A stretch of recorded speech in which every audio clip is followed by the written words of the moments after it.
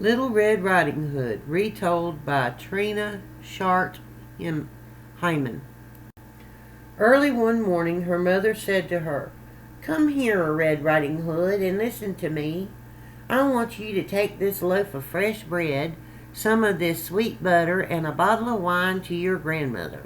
She is sick in bed, and they will do her a world of good. Go right away before the sun gets too hot. Promise me that you won't daydream and stray off the path. And don't run, or you will fall down and break the bottle, and then there will be no wine for your grandmother. And when you get there, please don't forget your manners.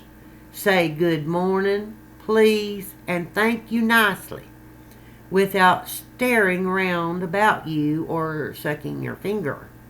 Don't stay too long, or else you will tire grandmother, and when you have had a nice visit, come straight home."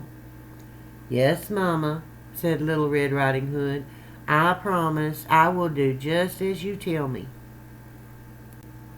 Now her grandmother lived in a cottage in the middle of the forest, a good half-hour's walk from the village.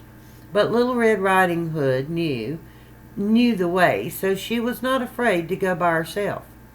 When she had walked far enough into the woods to feel just a little bit lonely, who should she meet but a sly and hungry old wolf? She had no idea what a wicked animal he was. However, she was not at all frightened of him.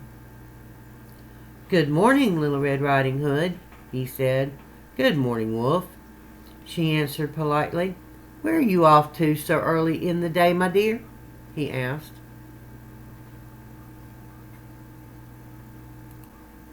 "I'm going to grandmother's. She is sick in bed, you know." "Is that so?" he murmured.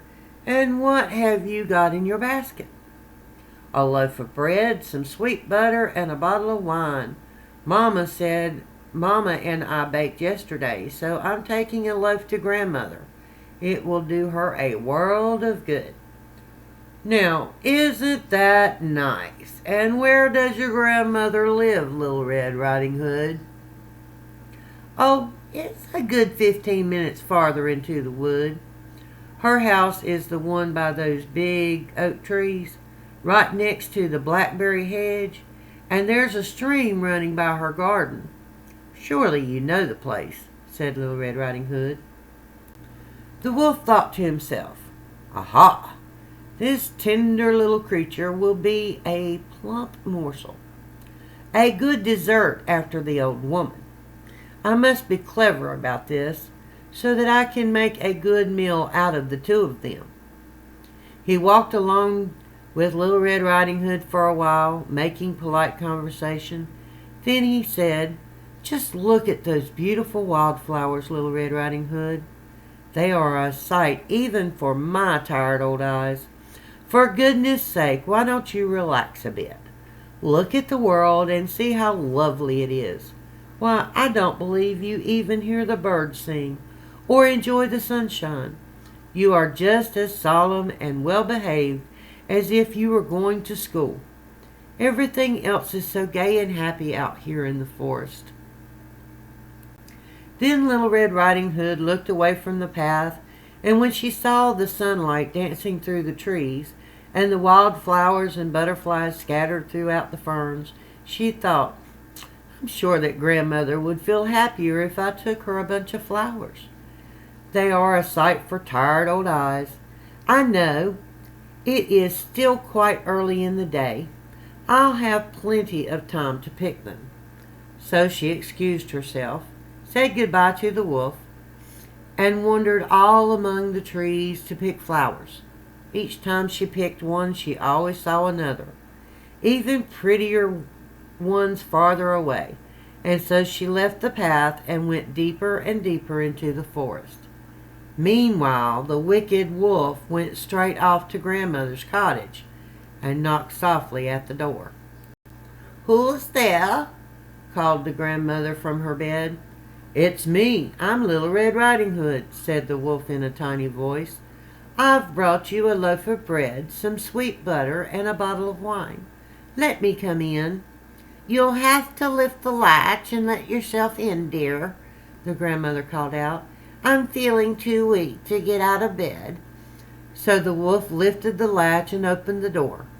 He ran straight to the bed, and without even saying a good morning, he ate up the poor old grandmother in one gulp.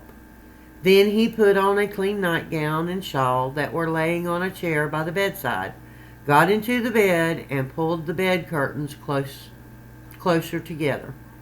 In the meantime, Little Red Riding Hood wandered here and there picking flowers until she had such an armful she could barely hold them all.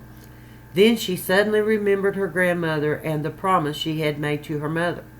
So she found her way back to the path and walked straight to the cottage. When she got there, she was amazed to find the door open, and she tiptoed in. She felt quite frightened, but she didn't know why. "What's wrong?" she thought. "I always like coming to Grandmother so much. Why should I feel so afraid? Can it be because she is sick?"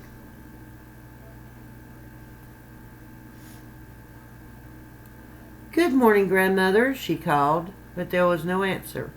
Then she went quietly into the bedroom and pulled the bed curtains back. There lay her grandmother, but she had drawn her shawl down over her face, and she looked very odd. Red Riding Hood couldn't help but stare. "Grandmother, what big hairy ears you have grown," she said. "The better to hear you with, my dear." "Oh, Grandmother, your eyes are so shiny." "The better to see you with, my dear." Your hands look so strange, Grandmother." "The better to catch you with and hug you, my dear." "Please, Grandmother, why do you have such big sharp teeth?" "Those are to eat you up with, my dear." As the wolf said this, he sprang out of bed and ate up poor Little Red Riding Hood. Then, having finished his first good meal in many weeks, that wicked wolf went back to bed, pulling the covers up, and soon was snoring as loudly as you can imagine. Not long after that, a huntsman from the village happened to be passing by the grandmother's cottage. "By Jiminy," he thought, "the old lady is snoring much too loudly. Maybe I should stop in and see if there is anything the matter with her." So he went right into the house and up to the bed, where he saw the wolf fast asleep in the grandmother's nightgown and shawl, with a fat stomach full to bursting. Right away the huntsman guessed what had happened. "So here you are, you old sinner," the huntsman said. "I've been looking for you all these years, and now this is where I find you." He raised his gun to shoot, but then he wondered if the wicked old wolf might have swallowed the grandmother whole, and if perhaps there was a chance she still might be saved. So he took out his knife and quickly killed the wolf while he was sleeping. Then he carefully cut open the wolf's stomach. At the first cut he saw the red velvet cloak, and after a few more slashes, a little girl jumped out and cried, "Oh, thank you! I was very frightened. It was so dark inside the wolf." Next, the grandmother climbed out, alive, but hardly able to breathe from fright and exhaustion. They thanked the huntsman with all their hearts, and he was so glad to see them both alive and well that he hugged Little Red Riding Hood and shook the grandmother's hand over and over again.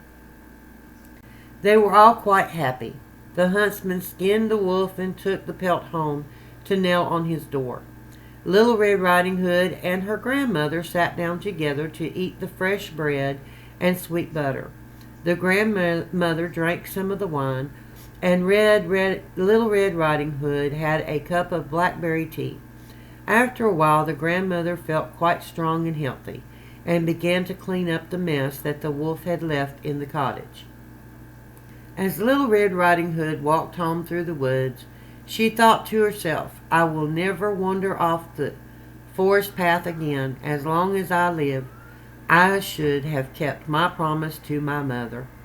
She was comforted, though, that she had at least minded her manners, and had always said good morning, please, and thank you.